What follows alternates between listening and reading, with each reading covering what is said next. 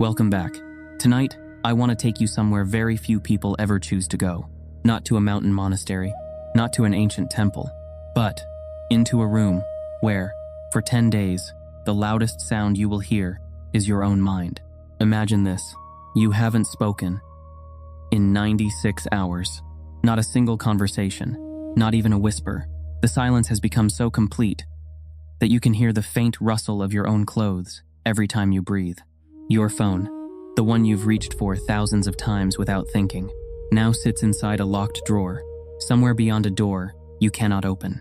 For the first time in years, the world continues without asking anything of you. No notifications, no messages, no headlines, no endless stream of opinions. Only you, and whatever has been waiting inside you all along. Your back aches. A slow, burning line of pain stretches from your hips to your shoulders. You shift your weight. The pain moves. You straighten your spine. It returns. Every minute feels longer than the last. Then, before dawn, a bell echoes through the darkness. 4 o'clock in the morning. Not because today is special, but because every day here begins exactly the same way. You rise. You walk into the meditation hall. You sit. And once again, you hear the only instruction that has followed you since the day you arrived. Observe. Don't react. Observe. Don't react. Nothing more. No philosophy. No comforting words. No promises that it will become easier. Just those 3 quiet words, repeated again and again. Around the 11th hour of sitting, a strange thought appears. It arrives so suddenly, it almost feels like a revelation. I paid nothing to come here, and I would give almost anything to leave. If you've never experienced a silent meditation retreat, that sentence might sound dramatic. If you have, you probably smiled the moment you heard it, because somewhere behind every aching knee, every restless thought, every silent meal, there comes a moment when the mind begins negotiating with itself. Maybe I should go home. Maybe this isn't for me. Maybe I've already learned enough. Anything except staying exactly where you are. What makes that moment so fascinating is that nobody is forcing you to suffer. The doors are not locked. You are free to leave, and yet, walking away somehow feels more difficult than staying. Why? What invisible wall have you just encountered? I know that wall. I've sat in front of it myself. Not once, but long enough to recognize it when it appears. And on the other side of that wall, I discovered something that completely changed the way I understood meditation, the way I understood Buddhism, and perhaps most surprisingly, the way I understood myself. Most people believe Vipassana is simply another meditation technique, another way to relax, another breathing exercise, another ancient tradition promising inner peace. But that is not what surprised me. In fact, the deeper I looked, the stranger the story became, because the practice millions of people now call Vipassana is far younger than most imagine. The retreat centers, the 10 days of silence, the body scanning, even the word itself, carry a history almost nobody ever tells. And hidden beneath all of that lies an even older question, one that reaches back more than 2,500 years, a question the Buddha never answered with blind belief, but invited people to discover for themselves. So before we explore where this practice came from, before we follow its journey across kingdoms, across oceans, and into the modern world, we need to answer something much simpler. When someone says, "I practiced Vipassana," what are they actually talking about? Because the answer changes everything. Imagine you're sitting at a dinner table. 3 people are talking about meditation. At some point during the evening, all 3 casually say the exact same sentence. "I've done Vipassana." It sounds simple, as though they're all describing the same experience. But if you asked each of them what those 10 letters actually meant, the conversation would suddenly become much more interesting. The first person spent 10 days in complete silence. No phone, no books, no eye contact. Hour after hour, she slowly moved her attention through every part of her body, from the top of her head to the tips of her toes, watching sensations appear and disappear. She calls that Vipassana. The second person smiles and gently shakes his head. My retreat looked nothing like that. For an entire month, he practiced something completely different. Instead of scanning the body, he quietly labeled every experience the moment it appeared. Breathing, hearing, thinking, remembering, planning, every sensation, every thought, every emotion, simply noticed, then released. He also calls that Vipassana. The third person laughs. I've never been to a retreat. He opens an app during his lunch break, puts on a pair of headphones, closes his eyes for 10 minutes. The soft voice guides him to notice his breathing, his thoughts, his body. The session ends before his coffee has even cooled. When someone asks if he meditates, he says exactly the same thing. I practice Vipassana. 3 people, 3 completely different experiences, 1 identical word. So, which one is correct? Strangely, all of them, and none of them. I've watched conversations like this unfold many times, people confidently describing Vipassana, while quietly assuming everyone else means the same thing, but very few stop to ask the simplest question of all. What does the word itself actually mean? Not the retreat, not the technique, not the organization. The word, Vipassana, is an ancient Pali word, and like many words preserved from the Buddha's time, its meaning becomes clearer when we gently take it apart. The second half, Pasana, means seeing, not thinking, not believing, not imagining. Simply, seeing. The first part, Vi, acts like a lens brought slowly into focus. It sharpens, clarifies, penetrates. It transforms ordinary seeing into seeing clearly, seeing deeply, seeing all the way through appearances. That changes everything, because suddenly, Vipassana is no longer the name of a particular meditation method. It is not owned by any teacher, any retreat center, or any tradition. It describes a quality of perception, a way of looking. Imagine 2 people standing beside the same lake. One notices only the reflections dancing across the surface. The other notices the quiet current flowing underneath. The lake hasn't changed, only the way it is being seen. Vipassana points toward that second kind of seeing. This is why 2 people can spend years practicing exactly the same technique and walk away with completely different understanding. One may become calmer, another may begin seeing the nature of reality itself. The exercises may look identical, the destination is not. This is also why the Buddhist tradition rarely placed its deepest emphasis on the techniques themselves. Techniques are like boats. Some are larger, some are faster, some are beautifully built, but nobody builds a boat simply to admire the boat. The purpose has always been crossing the river. Vipassana is the crossing, not the vessel. But if clear seeing is the destination, where does calm fit in? For many people, meditation means relaxation, a quieter mind, less anxiety, less stress, and Buddhism certainly values tranquility. In fact, it gives that tranquility its own beautiful name, samatha, a peaceful, collected, unified mind. Today, some people speak about samatha and vipassana as though they were competing paths, as though you must choose one over the other. The early tradition tells a different story. One grows into the other, like roots and fruit. Without healthy roots, the tree cannot bear fruit. Without fruit, the roots never fulfill their purpose. Calm steadies the mind. Insight opens the eyes. Thich Nhat Hanh once described this relationship with remarkable simplicity. Mindfulness, when sustained gently over time, naturally becomes concentration. And concentration, when it becomes stable enough, breaks open into insight. Calm is not the destination. It prepares the mind to truly see. So if Vipassana is not merely sitting still, if it is not simply closing your eyes, if it is not owned by any single retreat, then one question still remains. Perhaps the most important question in the entire practice. What, exactly, are we supposed to see?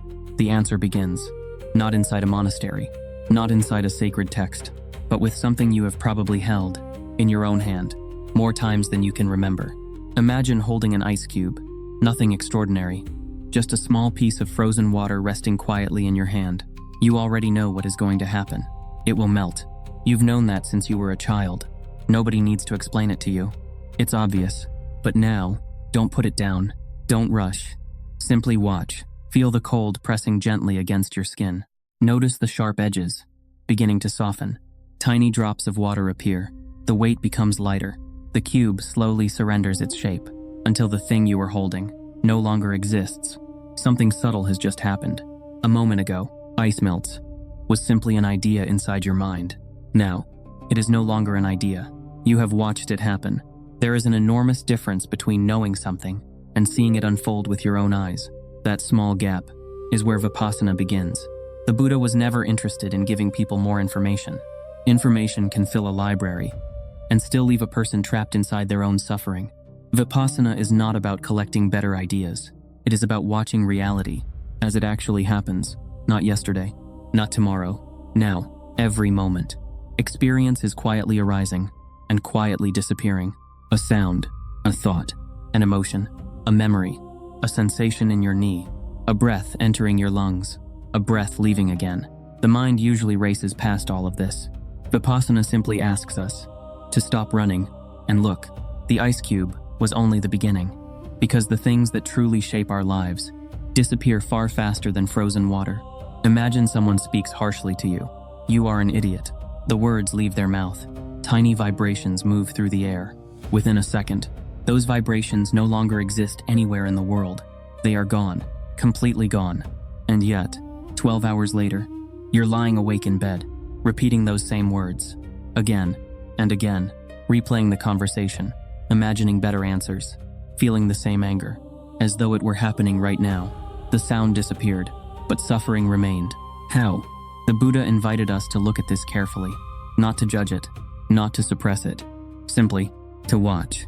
Somewhere between the disappearing words and the lasting pain, the mind quietly builds an entire world, not from what is happening, but from what has already passed.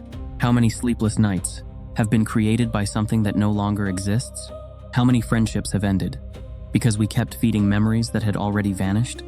How many years have we spent arguing with ghosts?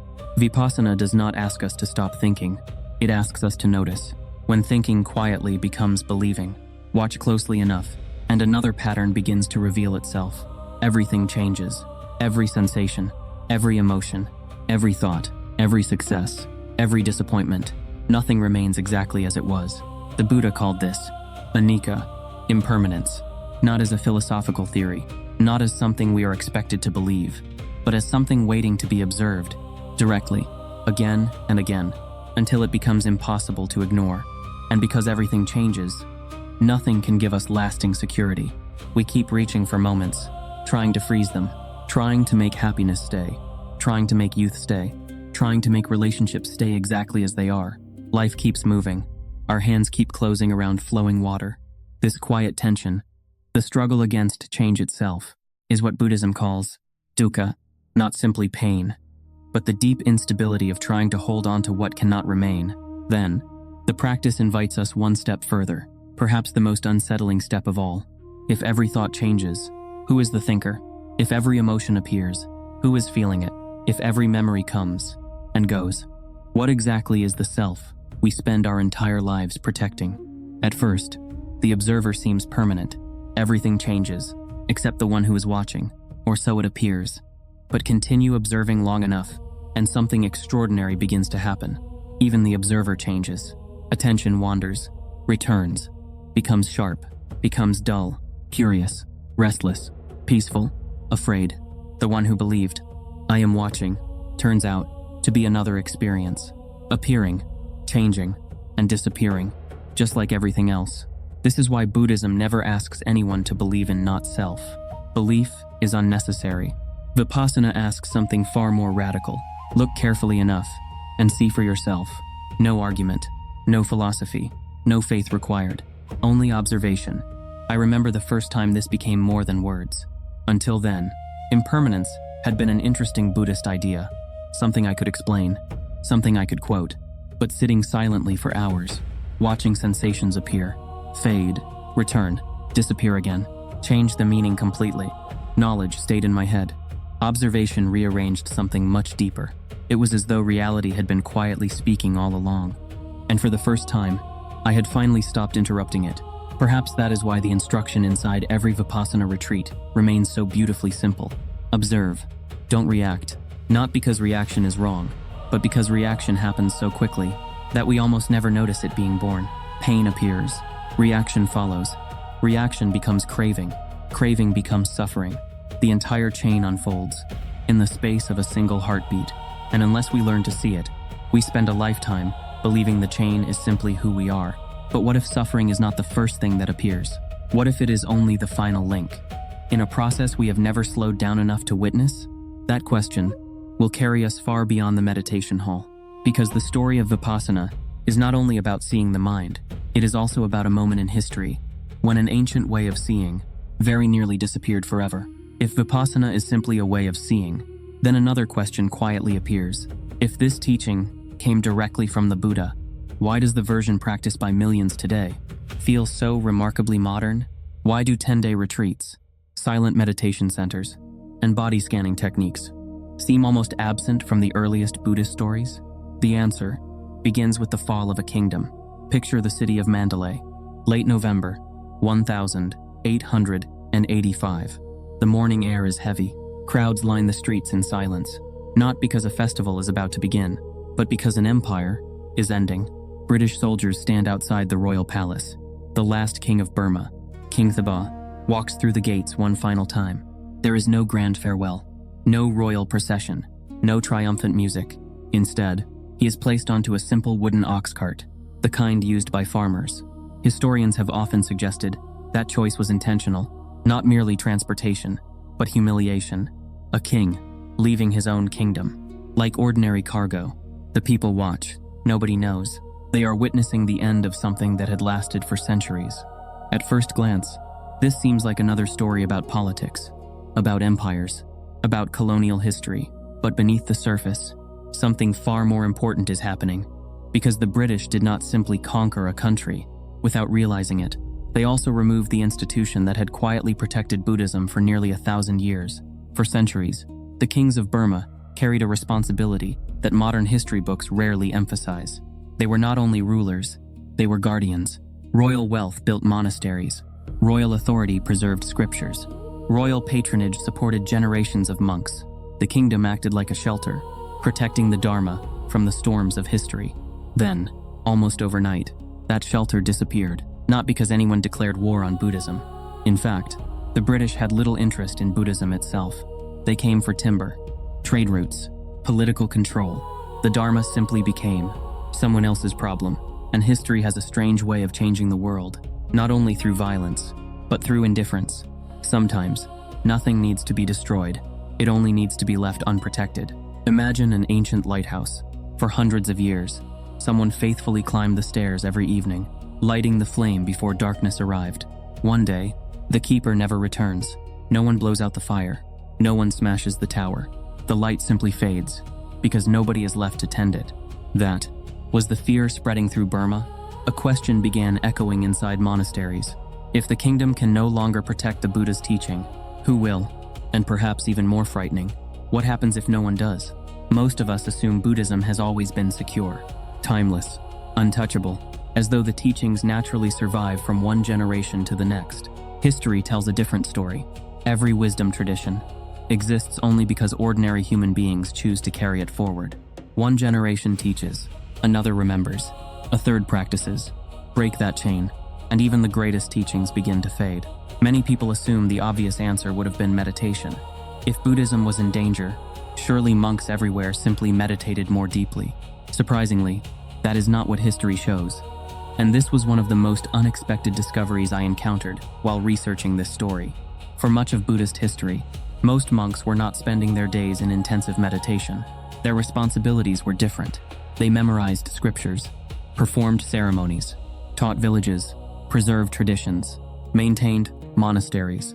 The deepest meditation practices often belonged to a much smaller group: forest monks, specialists, practitioners who devoted years, sometimes entire lifetimes, to developing profound concentration and insight. For ordinary people, the distance felt even greater. Farmers, merchants, families raising children. Many believed awakening belonged to another age, another lifetime, perhaps even another Buddha. Liberation seemed so distant that few imagined they would experience it themselves. Imagine living your entire life, believing enlightenment was real, but not for people like you. Not now, not here, not in this lifetime. Only for extraordinary monks, living in distant forests. What would happen to your motivation? Would you still begin the journey? If you believed the destination was forever out of reach? That belief quietly settled over much of the Buddhist world. Practice continued. Faith remained, but expectation faded. The Dharma survived. Its deepest realization seemed almost impossible. History sometimes changes because of kings, sometimes because of armies, and occasionally because one person refuses to accept what everyone else has already decided. While an empire was collapsing, one monk looked at the same crisis and saw something completely different. Here's something almost nobody expects.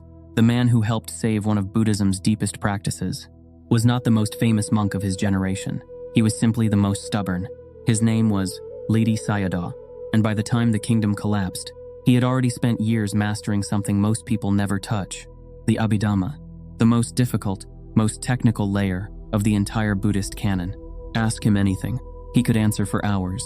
Everyone expected him to become exactly what scholars become, a keeper of pages. But here's the part almost no history book mentions. Ledi looked at his own brilliance and decided it wasn't enough. Imagine spending 50 years memorizing the world's most detailed map of a mountain. Every trail marked, every river named, every peak measured. Now imagine realizing you have never once felt the wind at the summit. That was the fear quietly eating at Ledi.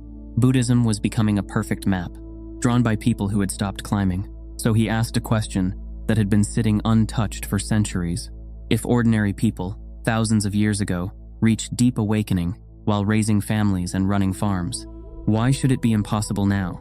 That single question broke something open, because for generations, everyone had quietly agreed on one unspoken rule.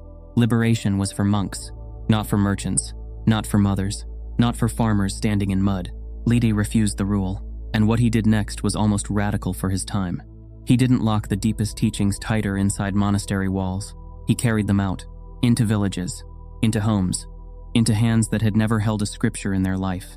Here's the twist most people miss. This wasn't really a religious reform. It was a permission slip. Suddenly, an entire population that had been told, "This isn't for you," heard something completely different. You were invited all along.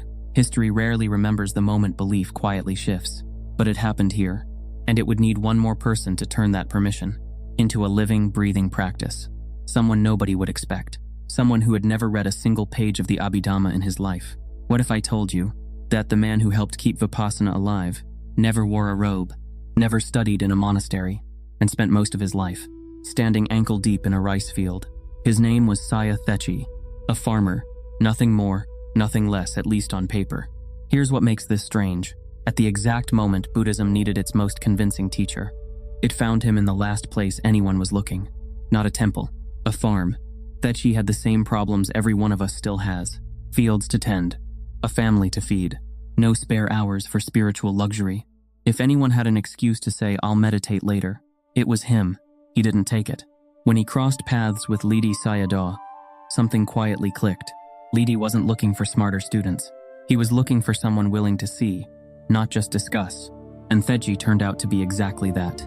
Here's the part that still surprises people today. He didn't become calmer because he believed something new. He became calmer because he watched something directly. Anger arriving, fear arriving, pleasure arriving, all of it rising, changing, disappearing right in front of him. And slowly, without announcing it, something shifted. People noticed he reacted less, not because he suppressed anything, because he saw the reaction coming before it swallowed him. That's it. That's the whole secret. Then Ledi did something almost nobody in the tradition had done before. He handed the responsibility of teaching to a layman, a farmer, someone with dirt still under his fingernails. Think about what that meant. For generations, the deepest meditation had lived almost exclusively behind monastery walls. Now it was walking through rice paddies. The wall between ordinary life and spiritual life had just cracked, not through doctrine, through one quiet example. History almost forgot his name, but without this farmer, there may never have been a Vipassana retreat for you to attend today. And one of his students was about to prove that this practice could survive somewhere even stranger than a rice field. A government office. Picture the last place you'd expect to find a meditation master. Not a mountain, not a forest. A government office in Rangoon, stacked with tax reports and budget deadlines. That's where Ba Khin spent most of his life. Not as a monk, as the accountant general of Burma. One of the busiest, most pressure-filled jobs in the entire country. Here's the question that should stop you for a second. If anyone had a legitimate excuse to say, "I'm too busy to meditate," it was a man managing an entire nation's finances. He never used that excuse. Not once. And here's what he discovered, something most people never test for themselves. Peace isn't something you find after the noise stops. It's something you find inside the noise, while the deadlines are still there, while the pressure is still real. When he studied under Thetgyi, he brought the same precision he used at work. No blind faith, no mysticism, just investigation the same way an auditor investigates a balance sheet that looks too perfect on paper. Numbers can lie, so can a calm face. He wanted to look underneath both. Slowly, people around him noticed something odd. The more responsibility piled onto him, the steadier he became. That shouldn't happen. Stress is supposed to work the other way. And that contradiction quietly demolished another old assumption. Maybe wisdom doesn't require escaping the world. Maybe it just changes how you stand inside it. So he started teaching not monks, not renunciates, civil servants, business owners, parents, ordinary people drowning in the exact same deadlines he was. His message was simple and strangely modern. Meditation and daily life were never two separate rooms. Every difficult meeting could become a lesson in watching reaction before it takes over. One of the people who walked into his office wasn't looking for enlightenment at all. He was looking for a cure. He had tried doctors. He had tried medicine. Nothing worked. He had no idea he was about to carry this entire practice back to the one country it had left 25 centuries earlier. Here's where the story takes a turn nobody could have scripted. A successful businessman, migraines so severe that even light became unbearable. Every doctor, every medicine, nothing held. His name was Satya Narayan Goenka. He wasn't searching for religion. He wasn't searching for a philosophy. He wanted one thing, to stop hurting. When he began learning from Ba Khin, he was, by his own account, skeptical, which is exactly what Ba Khin wanted. Don't believe me, watch for yourself. The same invitation the Buddha had given, unchanged, 25 centuries earlier. And here's the part that quietly changed everything. Goenka started noticing that the pain itself and his reaction to the pain were two completely different things. The migraine was one event. The resistance, the fear, the craving for it to stop, that was a second suffering, built entirely by the mind, stacked on top of the first. The headache never became the interesting part of the story. The seeing did. Years later, Ba Khin faced a question every teacher eventually faces. Who carries this forward? Out of everyone he had taught, one name kept surfacing. Not a monk, not someone born into a Buddhist family, a former sufferer who had simply learned to look.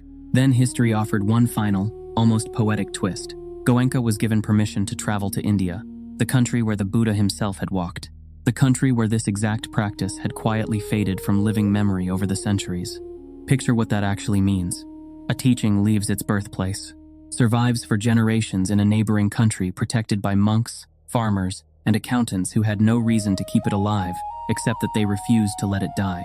And then, more than 2,000 years later, it walks back through the front door, not carried by an army, carried by gratitude. In 1969, Goenka taught his first course in India. A handful of students became dozens, dozens became thousands, and within a few decades, the same three words, observe, don't react, were being whispered in more countries than anyone in that Rangoon office could have imagined. But something even stranger was about to happen to the practice next. The more it spread, the more the world tried to simplify it, and that's where the story gets complicated. Millions of people would one day hear the same gentle instructions. Observe, don't react. Observe, don't react. Different languages, different cultures, different professions, yet the invitation remained exactly the same. Look directly at your own experience. For many people, this was their first encounter with Buddhism. Curiously, many left the retreat without even thinking of it as Buddhism. There were no rituals to memorize, no requirement to convert, no demand for belief. Only observation, only experience, only the quiet laboratory of one's own mind. Perhaps that openness explains why the movement spread so widely. People were not asked to adopt a new identity. They were invited to investigate reality. But as Vipassana expanded across the modern world, something unexpected also happened. The practice became increasingly popular. Science became interested. Psychologists began studying meditation. Universities opened research programs. Hospitals introduced mindfulness. Corporations offered meditation courses. The ancient practice entered places its earliest teachers could scarcely have imagined. This brought extraordinary opportunities, but also an important question. As Vipassana became global, as it became scientific, as it became modern, did anything quietly change? Did we preserve everything the Buddha intended? Or somewhere along the journey, did we begin keeping the technique while slowly forgetting its deepest purpose? That question may be even more important today than it was 100 years ago, because understanding what was gained requires us to honestly ask what may have been left behind. Imagine two people sitting perfectly still. Both have their eyes closed. Both are paying attention to their breathing. Both appear completely calm. From the outside, you would never know the difference, but inside, they are walking toward two very different destinations. The first person is learning how to reduce stress. The second is learning how suffering itself is created. One is searching for a calmer life. The other is questioning the very nature of the self who believes it is suffering. The posture looks identical. The journey could not be more different. This may be one of the most fascinating things to happen to Buddhism in the modern world. A practice that once lived quietly inside monasteries eventually found its way into hospitals, universities, psychology clinics, military training programs, corporate offices, professional sports, even elementary school classrooms. Mindfulness became a global language. A doctor recommends it for anxiety. A therapist teaches it for depression. A company offers meditation before meetings. An athlete uses it to improve focus. A student practices it before exams. Millions of people now spend a few minutes each day watching their breath, something almost unimaginable only a century ago. In many ways, this is extraordinary. Science has begun confirming something practitioners quietly observed for centuries. Regular meditation can reduce stress, improve emotional regulation, strengthen attention, increase resilience, support recovery from anxiety, even influence the way the brain responds to difficult experiences. For countless people, mindfulness has become the first doorway toward a more peaceful life that should not be dismissed. It is a remarkable achievement. And yet, the deeper I looked into the history of Vipassana, the more one question refused to leave me. What exactly was the Buddha trying to accomplish? Was the purpose simply to help people feel calmer, or was calm only the beginning? Imagine visiting a magnificent cathedral, but never stepping beyond the entrance hall. The entrance is beautiful, quiet, inspiring. You leave feeling refreshed, but you never discover the sanctuary hidden deeper inside. The entrance was never the destination. It was the invitation. Perhaps mindfulness is something like that. The Buddha certainly valued calm. A restless mind struggles to see clearly. A scattered mind chases every distraction. Developing steadiness matters. But in the earliest teachings, calm was never presented as the final goal. It prepared the mind for something much more radical, seeing reality exactly as it is. This is where modern mindfulness and classical Vipassana sometimes begin to diverge. Modern mindfulness often asks, how can I become less stressed? Vipassana quietly asks, who is the I that is becoming stressed? Modern mindfulness may help us function better inside the world. Vipassana gently invites us to examine the assumptions through which we experience the world itself. One question improves the quality of life. The other transforms our understanding of life. Both are valuable, but they are not identical. Think back to the ice cube we watched melting. The point was never the ice.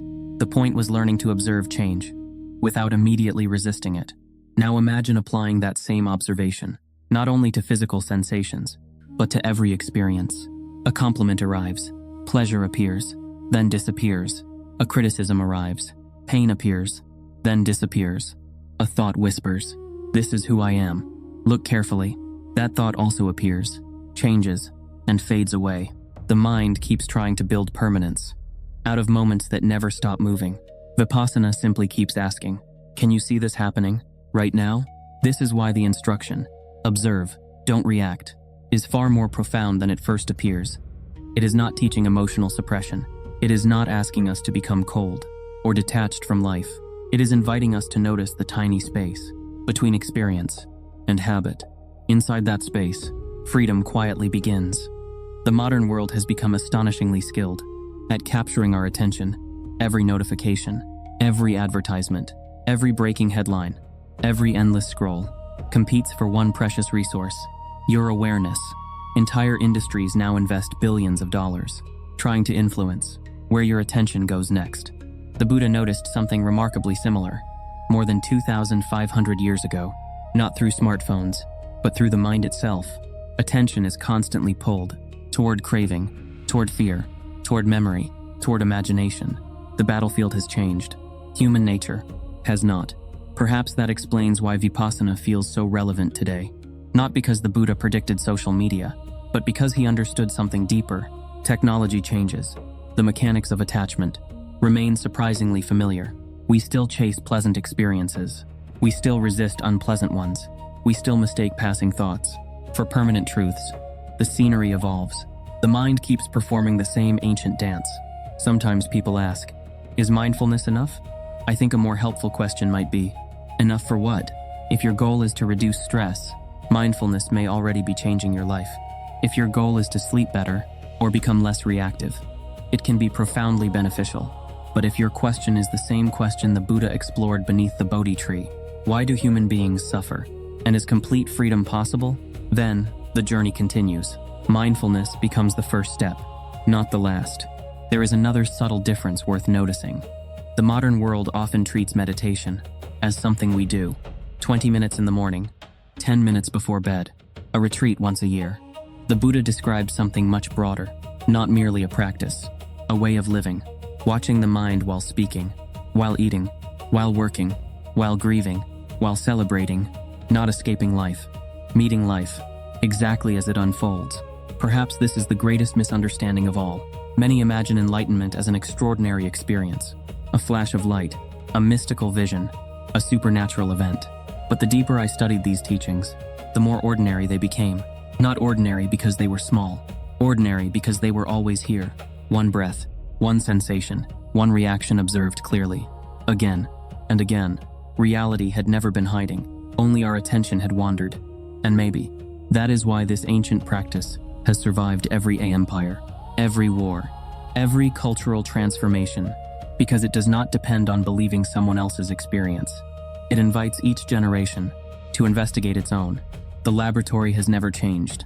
It is the human mind. The experiment has never changed. Observe carefully. The result must always be discovered for yourself. So after following Vipassana across 25 centuries, from the Buddha to forgotten forests, to Burmese villages, to government offices, to meditation centers across the world, we arrive back where every true journey eventually ends.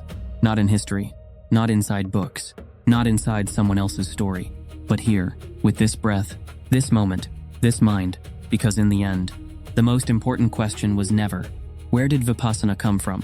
The real question has always been, what happens when you finally become still enough to see? We've traveled a long way together, from the forests of ancient India to the royal courts of Burma, from forgotten monasteries to quiet villages, from rice fields to government offices, from one teacher to another, across more than 25 centuries, one generation carefully placing a small flame into the hands of the next.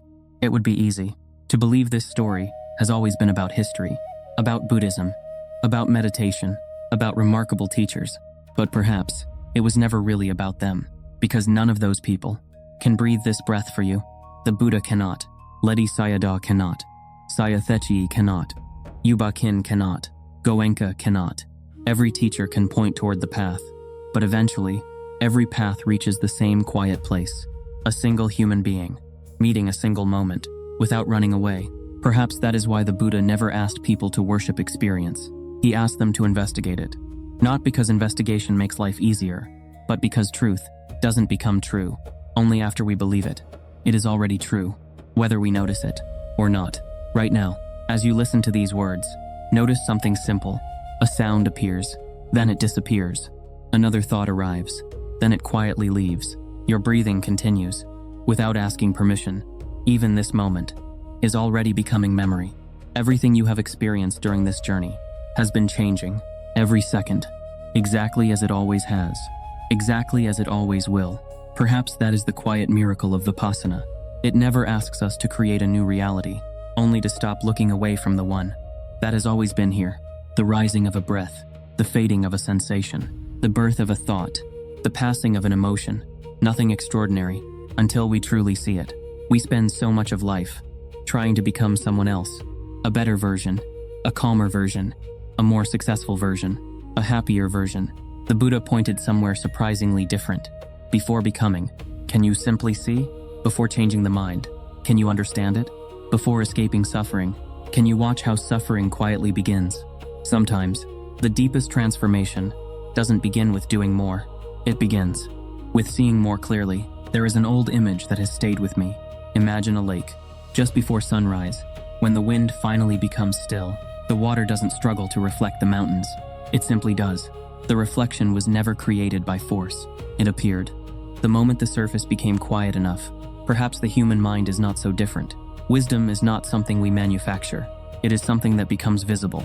When confusion settles, maybe that is why silence has survived. Every empire, every war, every invention, every generation convinced it was too busy to stop, because silence is not the absence of life. It is the place where life finally becomes clear enough to be seen. Somewhere tonight, someone is sitting quietly, watching one breath rise and fall. They may never know your name. You may never know theirs. Yet for this one moment, you are both participating in the same ancient experiment. Not an experiment in belief, not an experiment in religion, an experiment in awareness.